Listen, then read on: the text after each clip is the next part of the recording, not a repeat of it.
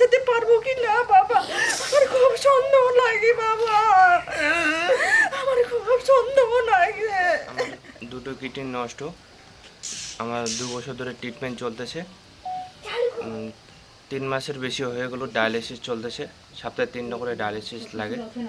ডায়ালিসিসের সময় অনেক কষ্ট হয়, তারপর অনেক সময় আবার ব্লাড নিতে লাগে। ডায়ালিসিস না করলে অতিরিক্ত শ্বাসকষ্ট হয়, তখন আবার হসপিটালে অ্যাডমিট করাইতে হয়। তো কয়দিন আগে হসপিটালে শ্বাসকষ্টের জন্য অ্যাডমিট হয়েছিলাম। 3-4 দিন ওখান থেকে ট্রিটমেন্ট নেওয়ার পর একটু সুস্থ হয়ে এখন ডায়ালিসিস নিয়ে মোটামুটি একটু সুস্থ আছি। ডাক্তার বলছে যে খুব তাড়াতাড়ি একটা কিডনি চেঞ্জ করতে হবে, যার প্রায় খরচা 20 লাখের মতো আসে। তো আমাদের বাড়িতে তো অত টাকা জোগাড় করা সম্ভব না। যদি এই সবাই মিলে সাহায্য করেন তাহলে অবশ্যই আমি টাকাটা ট্রান্সপ্লান্টের জন্য বাইরে যেতে পারবো।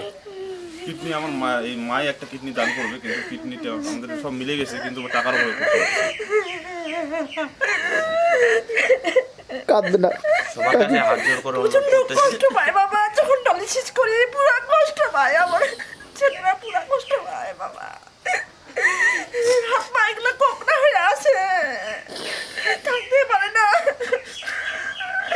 আমি যাই প্রতি সপ্তাহে 3 দিন আমি যাই ছেলের কাছে ডায়ালিসিস করে। কালকে যাবো সকালবেলা, ওখানে 7টার দিকে পৌঁছতে হয় জলপাইগুড়ি 10 তলায়।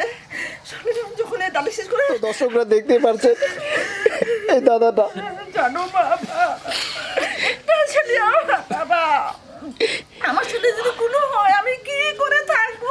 মাত্র 26 বছর বয়স। আমি তার কি থাকবো?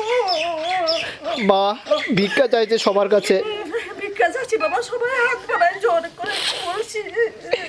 এই এক দাদা তার তার শালার জন্য কি না করছে, আমি ফেসবুকে দেখছি ইনি এমনভাবে কাজ করছে এই ওনার শালার জন্য।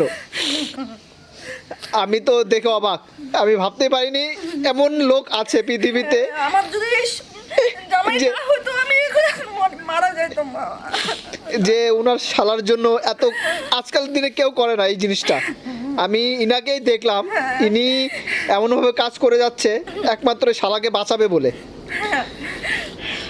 তো দর্শকরা যারা যারা আমার ভিডিওগুলো দেখো, প্লিজ সবাই ভিডিওটা প্রচুর পরিমাণে শেয়ার করবে।